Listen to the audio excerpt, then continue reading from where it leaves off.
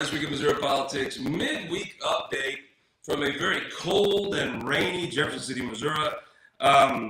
It's always an interesting time this time of year in the state capitol. This year is no different.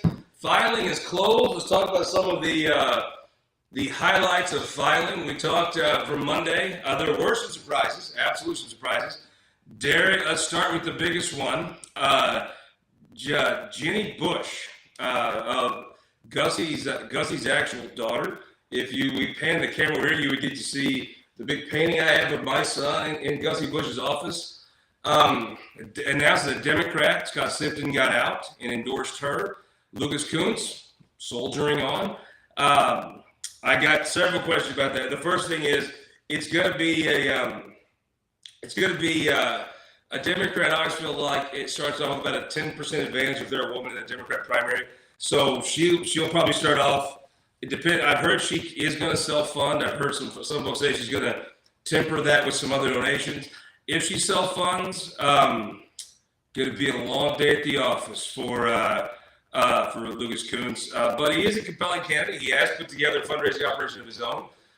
This is sort of the interesting parts of the Democrat primary. You've got your, Lucas Kuntz, sort of more activist types, and you've got your old school Democratic types.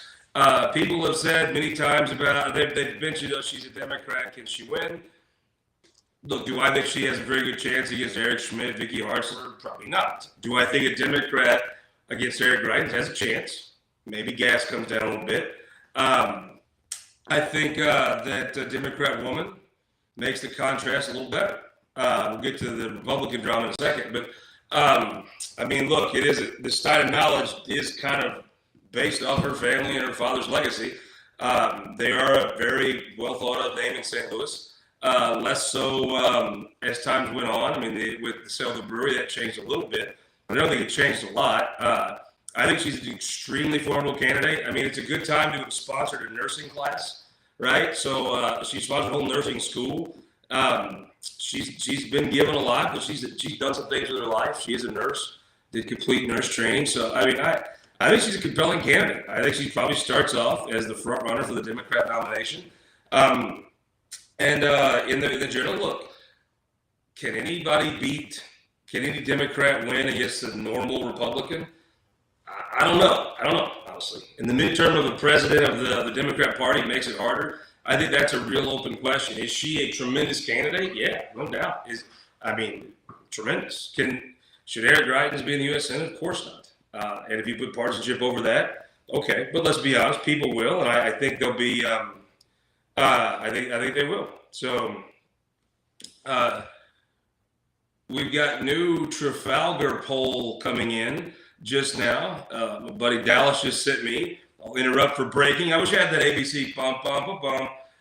New Trafalgar poll of likely GOP voters. Hartzler at 25, Greitens 24, Schmidt 21.5, Billy Long at 8, Schatz and McCluskey at around 2, and about 16% undecided.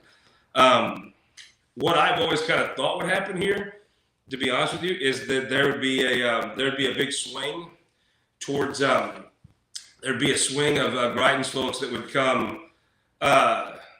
come in to the primary from, but I think they go to, I would assume someone go to Schmidt. Schmidt's kind of has a mold that's got similar to that. The undecideds, I thought Vicky Hartzler would have a bigger claim on. And frankly, there'll be more people, in my view, peeling off. There'll be more undecideds than peel off Greitens. So if you said Greitens was at 30, now he's at 20-ish. It was split the difference between this poll and the Remington poll. He can probably lose a few more as time goes on. He keeps calling this the former first lady deranged and insane and a liar. I assume that shrinks a little bit more. But so if he's destined for 20, that's 10 points coming on. There's 16 undecided. Dave Schatz hasn't made his move yet. I don't know how he does that. Charlotte Chitwood chimes in. Time for the Democrats to end one party running everything. There is no saying the Republic tells you that one party rule is good. It's not. You need a party pushing the other side. So the question, I just got another question in. Does Vicky Hartzler beat Jenny Bush? Boat race, 10 points. Eric Schmidt, probably the same. Could be more. Does Jenny Bush beat Eric Greitens by 1 point? Possibly. Joe Biden's going to have to at least make it competitive for Democrats. He's got the capacity. Joe Biden can appeal to folks. No to Greitens, no matter what. Yeah, I mean, you're not a sicko. Of course not. I mean, keep the conservatives in place. Well, I mean, how many conservatives with Barack Obama's nominating convention? So we'll see. Anyhow, that's my take. I guess so. Again, thank my buddy Jason from Kansas City for this terrific sign. One I did not have. That's a beautiful stein right there. It's got. If you want to know what a non-lidded stein, like I think if you go non-lidded stein, you want the red mixed in. You got the nice Budweiser Anheuser-Busch in. Now let's look at the House. One surprise was Derek Grier not running. John Bruner Jr. It's not John Bruner. John Bruner Jr. running. He's going to be a big deal. He is going to have a bunch of people flock to him, assuming that he might fund his own run, might help fund their run. Also, people like his dad. He inherited. This is the trick of running and not serving. John Bruner is loved by everybody because he didn't have to serve and do things he didn't like, right? So John Bruner, in my view, is like all upside, right? Total upside.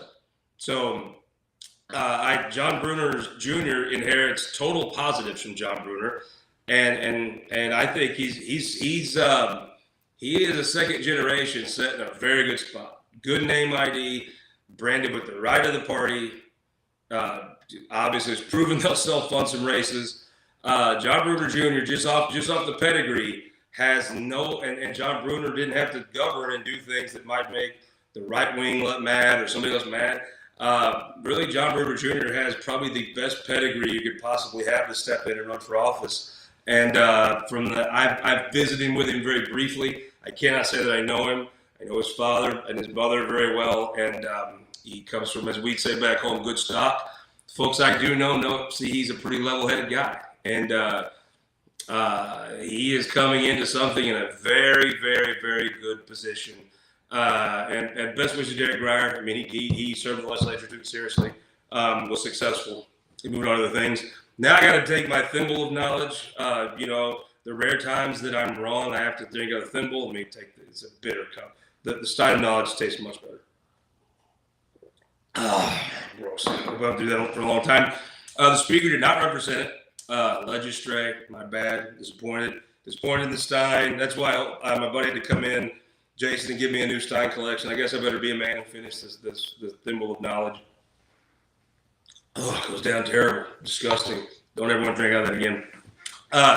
The other thing out of filing, I don't think any major anything else really major happened.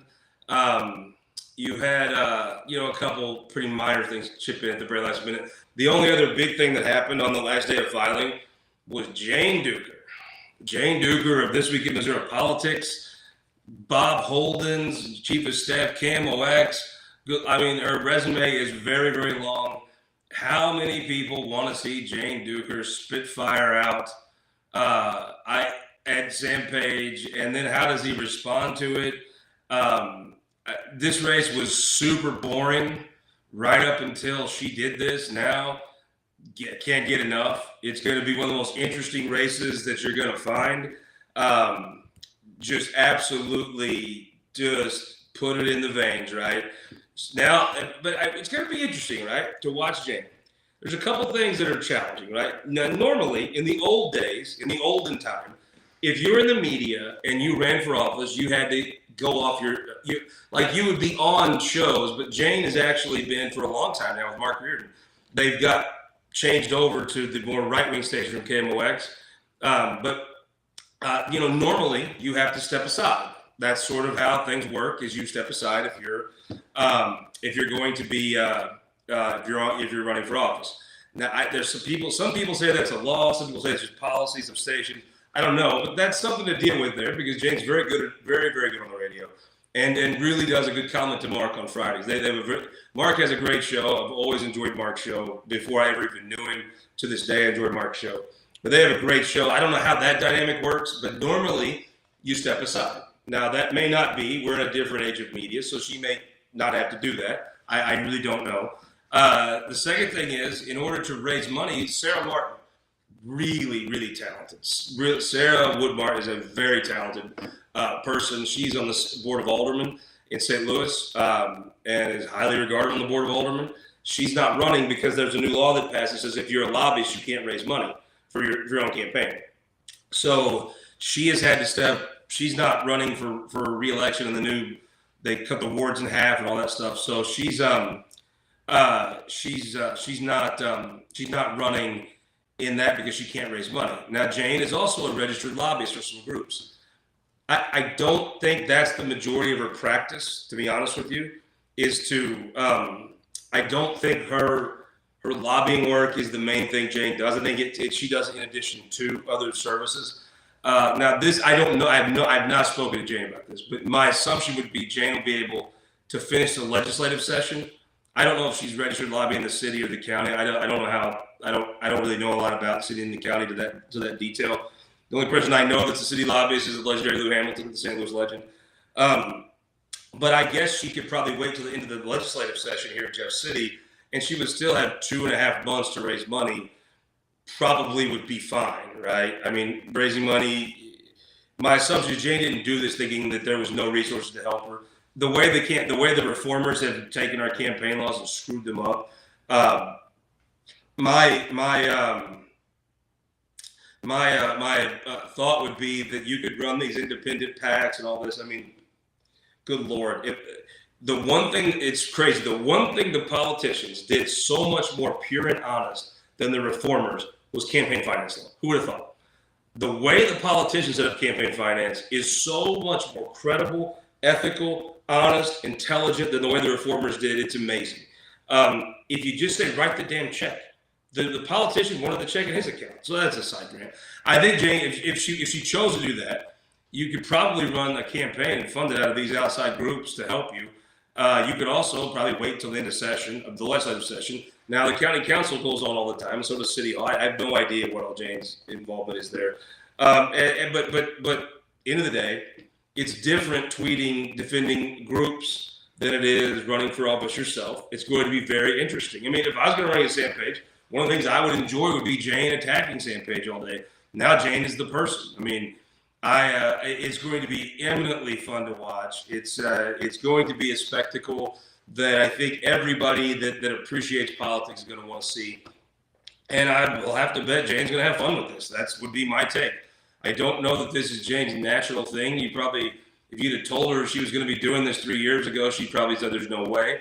But I think it's going to be very fun watching Jane acclimate herself to this world and to what she's doing now. So I'm interested to watch that campaign unfold very uniquely and all the different aspects of things around it. And St. Louis, and can you imagine if she were to win?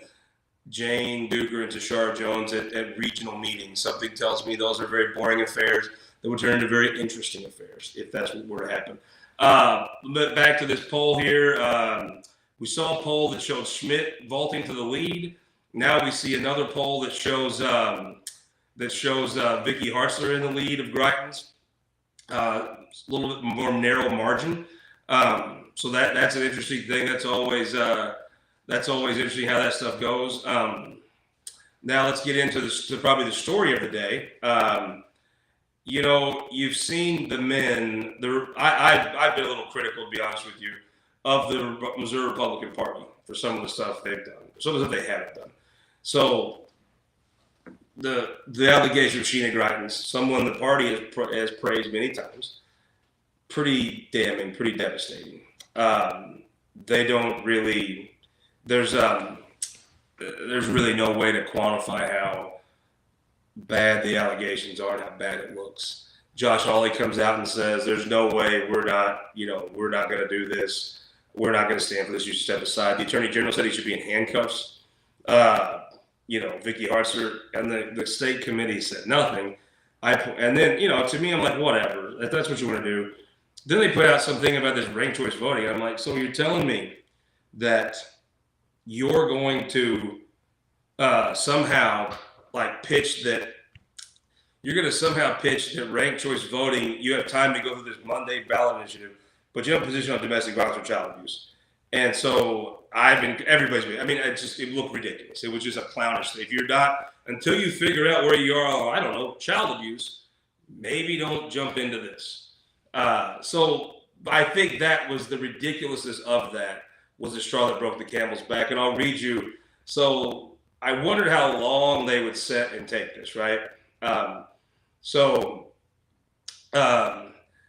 Kay Hofflander, one of the most respected women in the entire Republican Party, the former chairwoman, she said, as a Christian woman, a wife and mother, as a woman active on the MRP State Committee, the immediate past chair, the allegations are disturbing, personal, and professional. True, he of course must step out of the race.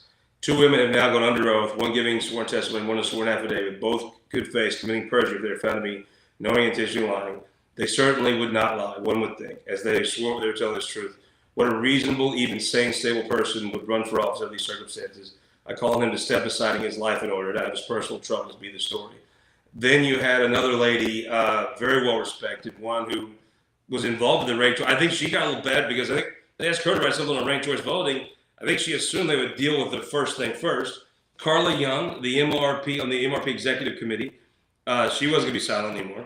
This is not the scandal-ridden leadership we need in Washington. No more spin needed by our former governor. I wish the best for our former First Lady Sheena Grimes and innocent boys who suffer from this. Then Pat Thomas. If you know Pat Thomas, Pat has opinions, and they're usually right. They're usually well thought out, and they're usually she'll tell them to you, right? So Pat put out a statement. If you started ranking staff people in Jeff City, and I would go all the way from Willard down to the new freshman House members LA, I don't think anybody carries more weight and respect than Pat Thomas. She's also the secretary of the state committee. And this is her quotes. I feel these revelations raise the question whether Eric Greitens has the values and moral character to represent Missouri in the U.S. Senate. Accused of testified under oath under the penalty of perjury about Greitens' crimes, including towards our former First Lady, whom I hold in high esteem. He's repeatedly given opportunities to defend himself under oath. He's declined. In addition to lacking the values to represent Missourians, credible poll against Greitens' nomination could hand a Senate seat to national Democrats in a state Donald Trump won by 15. I strongly believe Eric Greitens' personal issues need to be resolved before he should be elected to office, any office. If Republicans nominate Greitens, they seriously risk losing their credibility as champions of family values. Missouri say no to Eric. Well, yeah. I mean, you can't be the Eric Greitens guy and the family values guy. You would look like uproarious, dumb. I'm idiots. I meant a different word, but because I'm quoting Pat, I don't want to put Pat too close to my potty mouth. It's you know, to call the clown shows rude. Now let's get another clown show. The Jackson County Republicans. Oh my God. So this is like, you're not going to believe this. You're going to say, Faughn, you're making this up. I was sent a piece of a thing from the internet that there are 6 candidates running for governor, right? And they invited all 6 to speak. Okay, fair enough. So let me just guess. And I got you a free drink at the Grand Cafe. There's 6 people running. There's Eric Greitens, Eric Schmidt, Vicky Hartzler, Billy Long, Mark McCloskey, and Dave Schatz are running for Senate. Now, I'm not bullshitting you here. One of them was disinvited. Just follow me here. One was disinvited. So the guy that has been tying chicks up in his basement, spitting and hitting them, accused by the former First Lady, who everyone respects, of child abuse and domestic violence. Was he the one disinvited?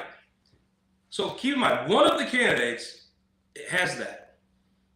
Yeah, let me just let you guess which one they disinvited. I'm not shitting you. They disinvited Dave Schatz. You're going to think I'm lying. I know. You're going to think there's no way they want Eric Greitens and they don't want Dave. There's just no way, right?